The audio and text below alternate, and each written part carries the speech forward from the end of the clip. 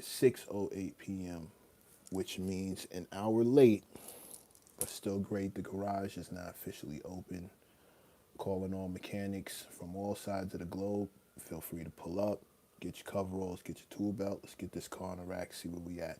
I'm your lead mechanic, Mr. Mac, and as always, again, welcome to the garage. Pardon my lateness, but I am currently in the middle of rehearsals for a big show. It's big to me. Opening for Beanie Siegel, performing with Graf, Ty Phoenix, DJ Spinner, at an event called The Craft over in Brooklyn, a spot called Littlefield, on April 25th. It's one of those, not just working the rust off shows, but, it counts for something. Shout out to B74, first mechanic in the building. Not surprised at that. Hit the likes, hit the shares, hit the hype, hit the shares. Let people know how we do it around here. Hit the likes, hit the subs. That's how you show your boy love. L, what up, bro? Good to see you.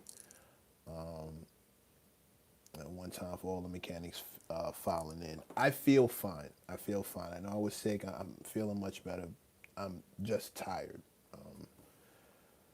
Yeah, rehearsal is a thing. But hopefully the hours you put in now rehearsing means that when it comes time to actually perform the show, everything goes off without a hitch or as close as you can get to one of those. It'd be great to see as many of you guys as possible over at Littlefield on the 25th in Brooklyn. That would be fire. And if you're a mechanic, pull up on me and let me know you're a mechanic. That would be dope. But we're not here to talk about me. We're here to talk about Kanye. So we're going to be here for a good time, not a long time. I just want to get into it, and then I'm going to let you guys get on with your evening. I'm getting a lot of questions as far as why I don't F with Kanye, or why I'm not trying to go check Beast, and why I show no interest in going to one of the shows.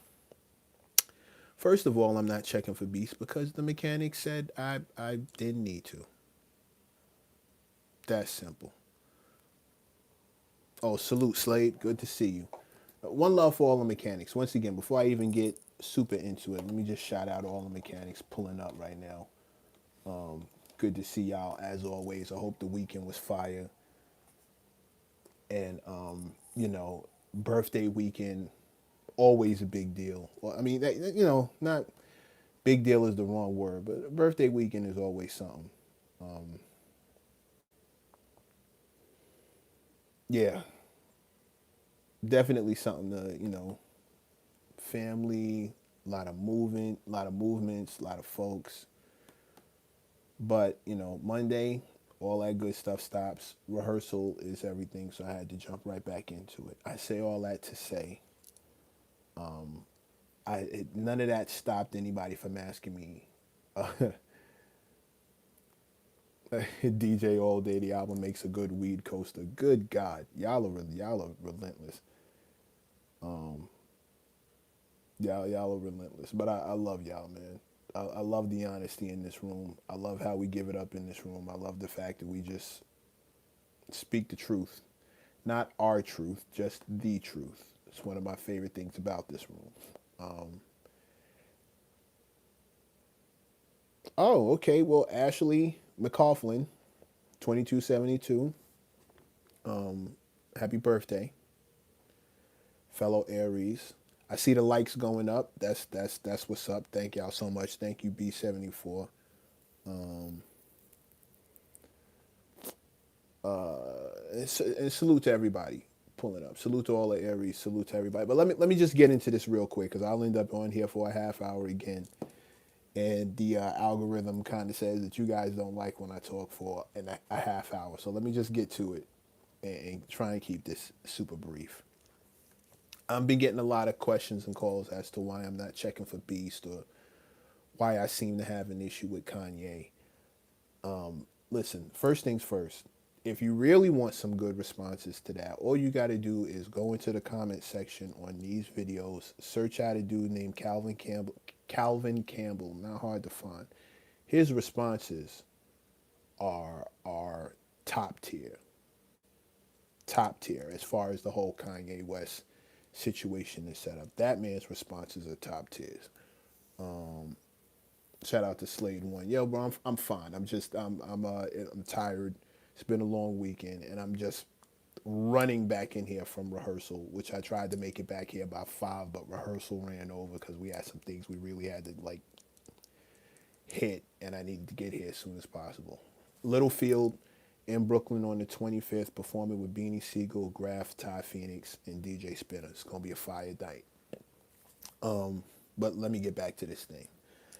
My issue with the Beast album, the Kanye West album, is twofold. One, the music had not been hitting the way that I was used to leading up to this. Like the antics soured me to Kanye in general. You get sick of seeing a new controversy every time he's got some stuff to pitch.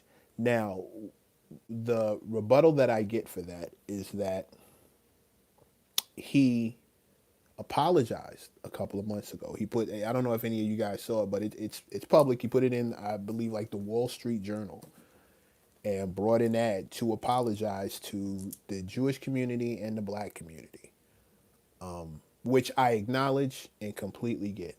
Here's the thing. Here's the thing. One, an apology for the behavior doesn't necessarily equal a change. It's number one. Number two,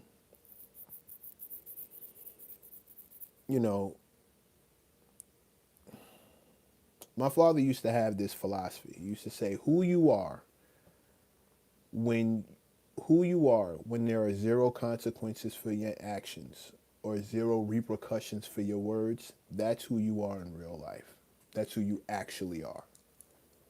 Right? And I look at Kanye as someone who at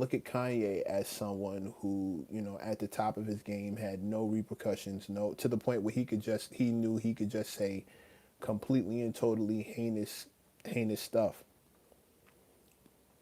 Rock with the red hat in the office, big up the Austrian painter, this guy here, bigging him up nonstop, writing songs about him. And that's another thing. Like, those songs are all still available to go check. Just so I'm not lying. Let me go to Spotify and see. Maybe he's actually pulled those tracks down, and pulled that track specifically down, and that would actually show like that he's making moves to that would show that he's making moves to improve the nonsense. But I will not know that until I actually go have a look. And the other thing is, like I said, I've always been under this impression that whoever you are when you're in power, that's who you actually are. And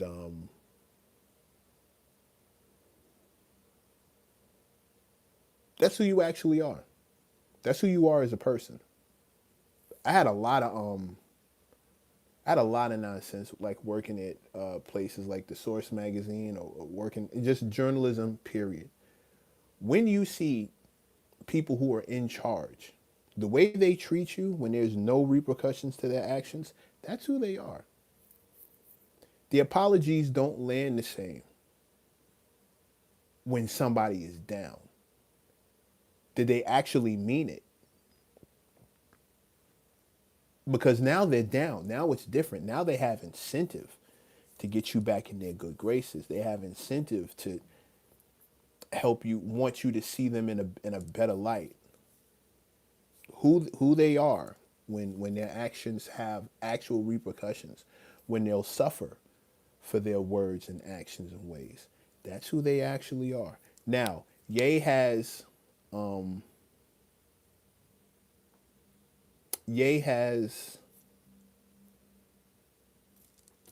reasons. I won't even call them excuses, because they're beyond excuses. They're reasons. You know, Ray he's sick. Ye is sick. He'll tell you he'll tell you that he's bipolar. It's all in the apology. If you actually read the apology, he actually confesses to the fact that he's not well. And while I get that, and give that all the grace that it needs, because that there's a lot. I'm not bipolar. I can't speak to it. I haven't done the research. Shout out to B74. You heard the woman.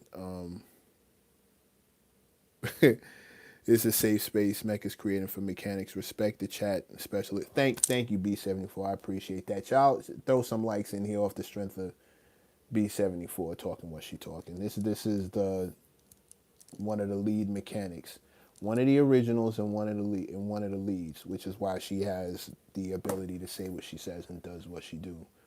Because I trust her with it, along with the other original mechanics, and y'all know who you are.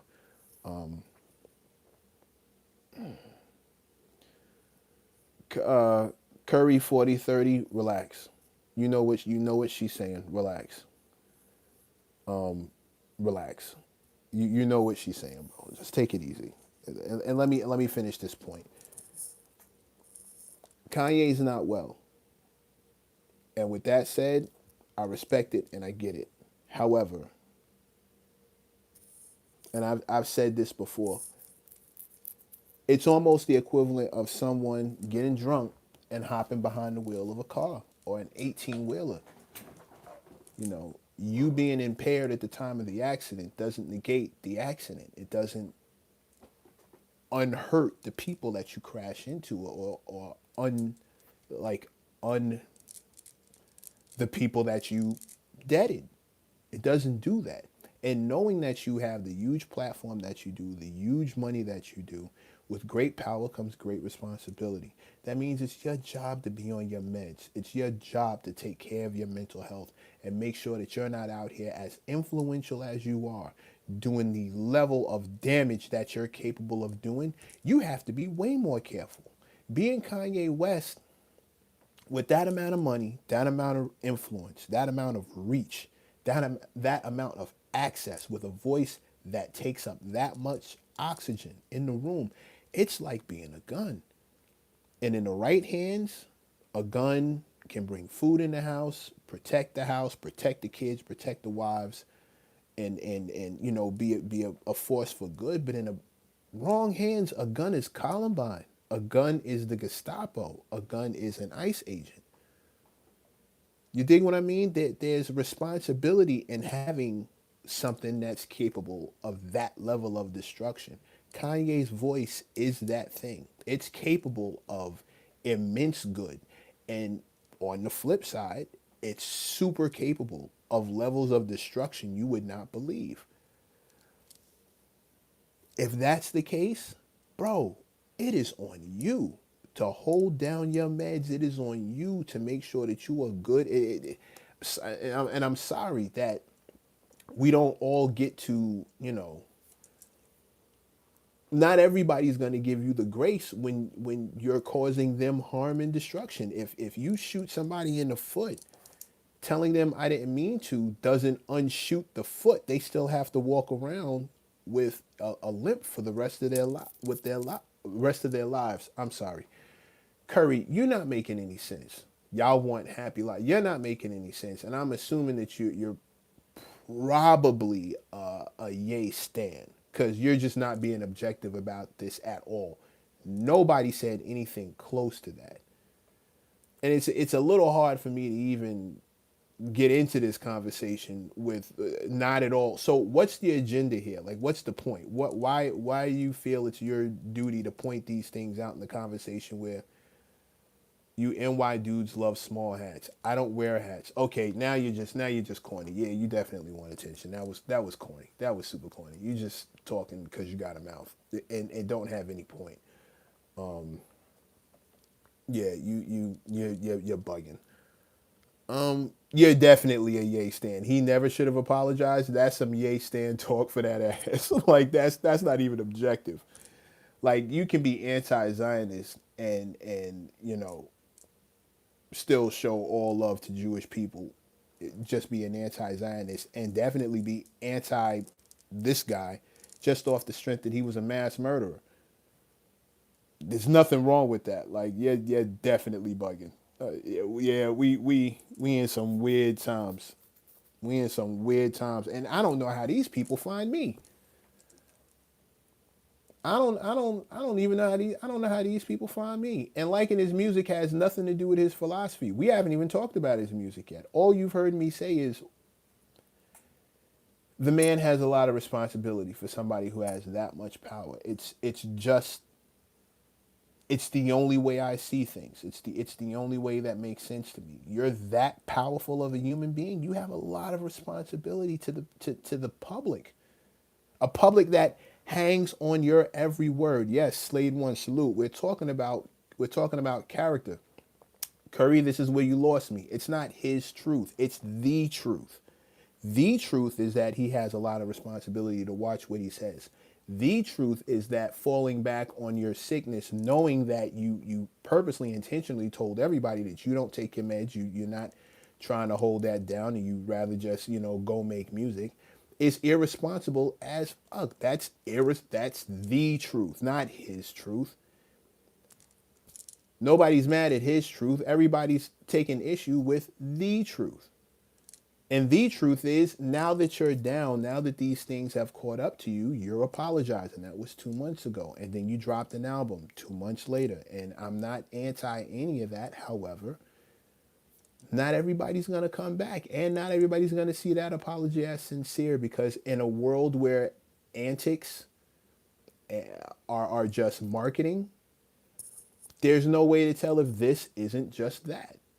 A letter in the Wall Street Journal is just another antic to get you right. Rob Stark, 490, salute for the super chat. Thank you, King. Much appreciated. There's nothing here to say though, Rob. Like, I don't know if you wanted to put a message in here.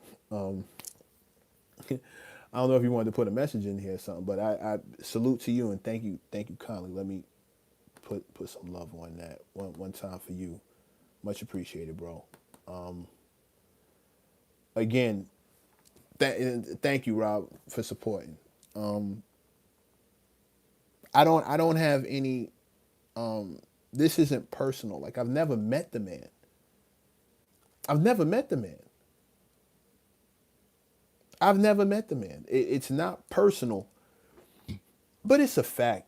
I've worked with all kinds of people. I know what it means to use your power recklessly. And I also know what happens when you're no longer in power. Those phone calls you make when you're down, they land different. They land different. I just saw Ebro Rosenberg and Laura Stiles talking about, having to make phone calls to people to get guests for the new show now that they're no longer on Hot 97. And that reception is different. When you're no longer in power, when it's no longer, we're Hot 90, we're the biggest outlet. Now you have to pull up. You find out that it wasn't about you. When I got fired from the source, when they were losing money left, right, and center, they had to cut every loose end, and I ended up getting fired. Oh man, the phone calls that I made, people told me it wasn't necessarily about what who I was as a person. It was about what I could do for them, and I had to stop taking it personal. My father told me, you're not mad that you were used. You're mad that you were misused, that you went out of your way for people who are now no longer going out of their way for you, now that you're no longer useful to them. And I completely and totally understood that. What got me by and what helped me is the fact that I was the same person when I was up as I was when I was down. I didn't treat anybody any differently. People didn't have the same use for me, but it turns out I was super useful just the same. And I showed and proved to a lot of people that you'll need me before I need you. And it turned out to be true. I did not mean for that to rhyme. Long story short, the reason why I'm not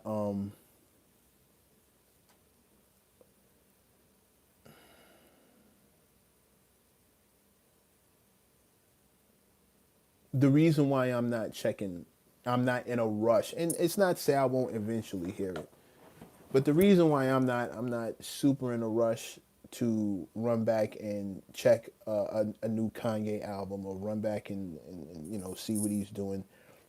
It's threefold. One, the music didn't it just stopped exciting me a while ago. The evolution of him is kind of a turn off in general. And number three, the apologies and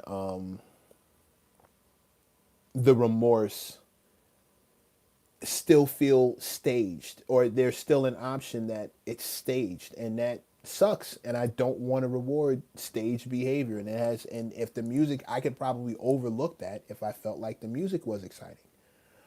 Unfortunately, a gang of my mechanics have come in here and told me,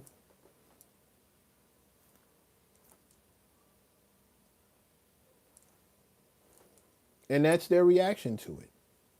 So again, it's not a forever thing, but I'm just not running to do it. I'm not running to do it, and I believe everyone who will tell you that they're not running to do it, these reasons are legitimate. Sorry don't fix everything. There are certain things you can do that sorry don't fix.